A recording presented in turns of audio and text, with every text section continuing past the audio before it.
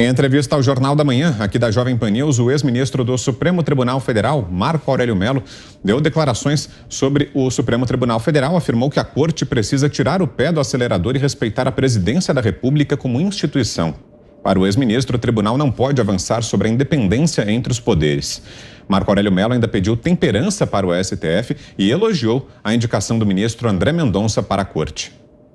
Olha, é preciso temperança. Quando eu estava na bancada, eu ressaltei muito que o Supremo não podia avançar desconhecendo a harmonia e independência dos poderes. E que quando ele avançava e substituía-se ao próprio executivo, ao legislativo, ele lançava praticamente um bumerangue. E esse bumerangue podia voltar à própria testa dele, Supremo. O Supremo se reafirma frente aos brasileiros, observando a nacionalidade, observando o figurino legal aprovado pelo Congresso. É tempo de tirar um pouco o pé do acelerador. É tempo de atuar com temperança, com compreensão e respeitando, acima de tudo, a cadeira maior do executivo. Não me refiro àquele que está ocupando a cadeira. Mais importante do que o ocupante é a instituição, é a presidência da República. E ela precisa ser respeitada, inclusive pela mídia. Há espaço para criticar, mas uma crítica equidistante, uma crítica sem paixões condenáveis. Augusto Nunes. Olha, cantei essa bola aí sem querer me vangloriar. Precisava haver um Marco Aurélio, que estava habituado a ser o voto solitário, né, para comprar essa causa e dizer, porque o Supremo precisa, ele usou a palavra certa, temperança, pelo menos. O que está fazendo o Alexandre de Moraes, continua a fazer, agora em parceria com a delegada Denise Ribeiro, e passou todos os limites, né? Com essa arbitrariedade absurda que ofende e tenta humilhar um oficial do Exército brasileiro, que é o Mauro Cid, muito honesto, muito correto e leal ao seu chefe. Ele é ajudante de ordens. Pois bem, ela quebrou, a delegada Denise. Eu achava que era um erro de revisão só, a Denise. 2 S's é excesso. Não, mas ela lembra, com esses 2 S's, a SS nazista. Ela está agindo como? Que era a milícia do partido nazista na Alemanha do Hitler. Era a SS. Ela age igual. Como é que pode quebrar o sigilo de tudo e ficar fazendo uma busca, um rastreamento, para saber com quem ele conversou e se falou do presidente e o quê? O que isso tem a ver com um inquérito ilegal? Agora, veja o absurdo. O inquérito supostamente foi instalado para apurar um vazamento. Aproveitando a oportunidade de investigá-lo, por determinação do Alexandre de Moraes, porque ela é delegada exclusiva dele no momento, a delegada Denise opera um vazamento criminoso. Tá? Eu converso com o Coronel Cid. Ele atende a jornalistas, por exemplo, interessados em entrevistas. Por exemplo, ele lida com a gente aqui quando nós vamos preparar a live das quintas-feiras e precisamos saber qual é o ministro que vai comparecer. A gente conversa com ele. O que ela tem a ver com essas conversas? Por exemplo, tá? O que o Alexandre quer fazer com isso? Ele quer continuar sua campanha para impedir que o presidente Bolsonaro seja candidato. É uma arbitrariedade absurda o que está sendo feito. É comparável às SS, sim. E é feito em nome da defesa da democracia. Isso é um atentado às liberdades consagradas pela Constituição que o Alexandre de Moraes deveria defender. Tá muito além dos seus limites essa investigação completamente amalucada. Agora, quando é que vai parar? Quando os outros ministros vão se manifestar? O Supremo, com isso, só se desmoraliza e piora a imagem que tem diante dos brasileiros, que já é péssima. Você, Guilherme Fiuza, que nos dias da conclusão do inquérito e dessas falas de hoje do ex-ministro Marco Aurélio Mello. Não, nós temos falado realmente que quando integrantes de uma instituição começam a fazer esse exercício de vamos esticar, né, aqui o nosso raio de ação para ver o que acontece, né?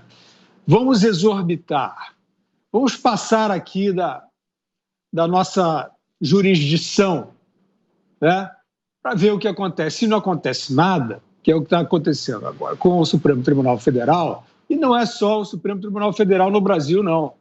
Toda essa política sanitária, por exemplo, ao redor do mundo, nós estamos assistindo isso. A reação dos caminhoneiros, que é uma manifestação gigantesca no Canadá, da qual o primeiro-ministro Justin Trudeau está fugindo e está fingindo que é uma minoria raivosa, etc. e tal, é uma reação justamente a esse modus operandi. É um governo, no caso, testando a ideia de ir além do seu quadrado, de encurralar a população com um experimento, né? É muito pedagógico nós repetirmos esse tipo de abuso autoritário, fantasiado de segurança sanitária, porque ele é, né, o grande emblema desse tipo de exercício que eu estou tentando caracterizar aqui. Vamos seguir, vamos passar da linha. E como disse o Augusto, sempre com um verniz de bondade. Ou seja, é um autoritarismo adocicado, é um autoritarismo aí lambuzado de mel, embelezado. Aí não vale. Quer dizer, o Justin Trudeau subjugando a sua população, empurrando a sua população para um experimento que pode se caracterizar como um crime contra a saúde pública, porque há efeitos adversos, inclusive letais, dessas vacinas, e ele vai empurrando, sem que elas sejam bloqueio, sem que elas sejam nenhum condão de proteção. Então, ele está agindo como um totalitário, só que ele tem aquela expressão de bondade. O ódio está no outro, a mentira está no outro. Então, voltando para o Brasil, é exatamente esse o modus operandi do Supremo Tribunal Federal. Eu gostaria, em primeiro lugar, que os ministros do STF assumissem o que estão fazendo. Nós decidimos ir além do que as regras prevêem para a nossa atuação. Nós achamos que nós podemos mais, ou nós estamos decretando que nós podemos mais. E nós vamos no grito, e quem quiser se contrapor, que se contraponha no grito. Eles deviam assumir isso. Porque esse exemplo de quebra de... Você vai quebrar o sigilo de alguém para ver se tem alguma coisa lá? Você vai quebrar o sigilo de um ajudante de ordens do presidente da República para você fuxicar e descobrir se tem alguma linha lá que você vai abrir de investigação? Isso é o quê? É um vale-tudo? Isso é um vale-tudo, não é? Isso é próprio dos regimes totalitários. O ocupante da instituição, ele faz o que bem entende. Não é isso? Então, essa quebra de sigilo está nessa ordem. Porque essa hipótese, não, estamos quebrando o sigilo porque ele pode ser um difusor de fake news. Desculpem. Doutor Marco Aurélio Mello, o senhor reconhece elementos jurídicos para essa tese de quebra de sigilo? Ele pode ser um articulador de difusão de fake news? Onde é que está o direito nisso? Isso é um pretexto, não é? Isso é um pretexto. Então, já que nós falamos do ex-ministro Marco Aurélio Mello, eu tenho trazido também aqui esse aceno, até esse apelo. Onde estão as reservas morais? Ou reserva moral talvez seja demais.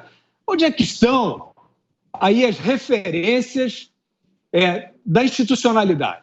O que o ex-ministro Marco Aurélio Mello fez aí foi exatamente o que a gente precisa ver no Senado, o presidente do Senado, o que a gente precisa ver do Ministério Público, do Procurador-Geral, o que a gente precisaria ver das entidades de classe, não vou nem falar na OAB, que é cúmplice disso, e a gente precisaria ver dos pares do ministro do Supremo. Onde é que estão esses novos indicados? Eles vão sancionar isso? Eles não vão se manifestar sobre isso? Esse que o Bolsonaro indicou agora? Eles estão achando normal essas premissas? É só o Marco Aurélio que vai falar? Então nós estamos esperando ver quem são as outras referências que vão se insurgir ou se está sancionado o Vale Tudo. Desculpa aí ultrapassar, é isso aí. Você, Cris?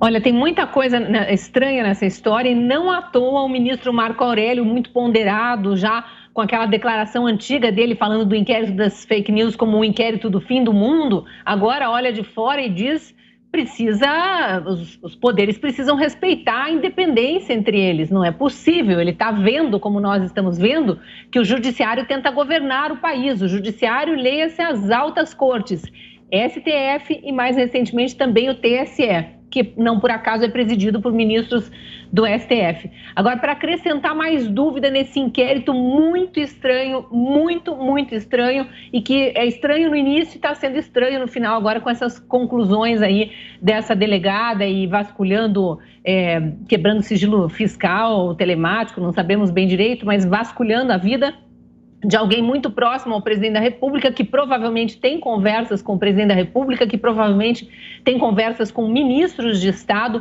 que provavelmente tem conversas que não deveriam se tornar pública e pensando pedaços dessas conversas para jogar aí impossível indiciamento por outros crimes que nem fazem parte do foco da investigação dela. Mas olha isso aqui, eu estou aqui no meu computador aberta uma matéria no site da Associação Nacional de Delegados de Polícia Federal. Tá? Se você der uma busca por Operação Acrônimo, Denise Ribeiro, Alexandre de Moraes, você vai cair nessa página que eu estou. Associação Nacional dos Delegados de Polícia Federal, no dia 10 de outubro de 2016, publicou a seguinte matéria.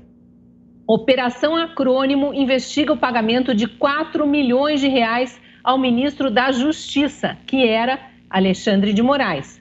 Olha o subtítulo. Coordenada pela delegada federal Denise Dias Rosas Ribeiro, a investigação aponta que Alexandre de Moraes teria recebido dinheiro da empresa investigada na operação. Aí a matéria, não vou ler inteira aqui, mas ela explica o seguinte, que a Operação Acrônimo, coordenada pela delegada Denise, apreendeu documentos que indicam o pagamento de pelo menos 4 milhões de reais de uma das empresas investigadas para o escritório de advocacia do ministro da Justiça, Alexandre de Moraes. Não é estranho que 5 anos atrás essa delegada estivesse investigando Alexandre de Moraes e depois Alexandre de Moraes, já ministro do STF, tenha escolhido a dedo esta delegada para investigar os desafetos dele? Eu acho muito esquisito, eu acho que tem muita coisa para surgir nessa história e realmente só não sei quem investiga o investigador, né? Quem julga o juiz e quem investiga o investigador, porque eles realmente pegam o nome de Supremo e adotam para si a condição de deuses do Olimpo e ninguém mexe comigo. E aí eles quebram sigilo, eles prendem ilegalmente, eles abrem inquéritos ilegais, escolhem os delegados que querem, acusam do que querem. E vamos lembrar, essa delegada Denise aí também foi a que mandou desmonetizar canais de youtubers conservadores só porque tinham comentado, olha, ficamos sabendo, através do presidente da República e do relator da PEC do voto impresso, que há uma investigação não concluída da Polícia Federal sobre um ataque hacker ao TSE. Pronto, falou isso, é um criminoso no Brasil e está desmonetizado. É tudo muito estranho e isso precisa ser explicado por Alexandre de Moraes, por Denise Ribeiro e por quem quer que queira trazer justiça para esse país. Você, Zé, para fecharmos, 2 minutos. Nós não podemos, de maneira nenhuma, dizer, olha, as favas, as instituições. Essa fala do ministro Marco Aurélio é muito importante. Ele, às vezes, o Augusto lembrou muito bem, ficava isolado ali no plenário, mas cheio de argumentos, né? Uma vez, conversando com ele, depois de uma decisão sobre a compra de medicamentos, existem medicamentos que custam 12 milhões de dólares, né? E são medicamentos que não curam, são apenas paliativos. As pessoas vão à justiça e conseguem uma liminar exatamente para a compra desses remédios. Eu dizia sobre esses exageros, né, o Ministério da Saúde gastando um absurdo com esse tipo de decisão judicial, e ele dizia, não, o juiz tem que decidir com base na Constituição e com base na lei. Se está errado, que mudem a lei, que mude a Constituição. Era assim o posicionamento dele na bancada do Supremo Tribunal Federal.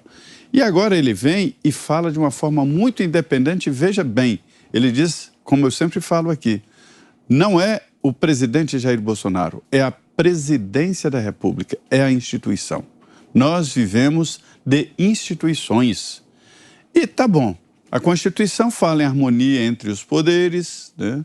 Fala em independência, mas a lógica do nosso regime presidencialista é de que o grande representante do povo, e a Constituição fala ali, todo poder emana do povo, e em seu nome será exercido, né? Diretamente ou indiretamente. Então, quem é esse nomeado? É o presidente da República. Não importa qual nome esteja sentado naquela cadeira. E esse chamamento do ministro Marco Aurélio para a institucionalidade, eu considero muito importante e deve ser ouvido.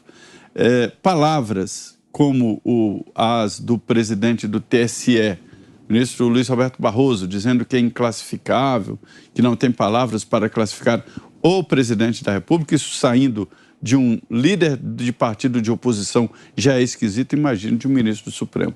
Então é preciso prestar muita atenção nessa fala do ministro Marco Aurélio.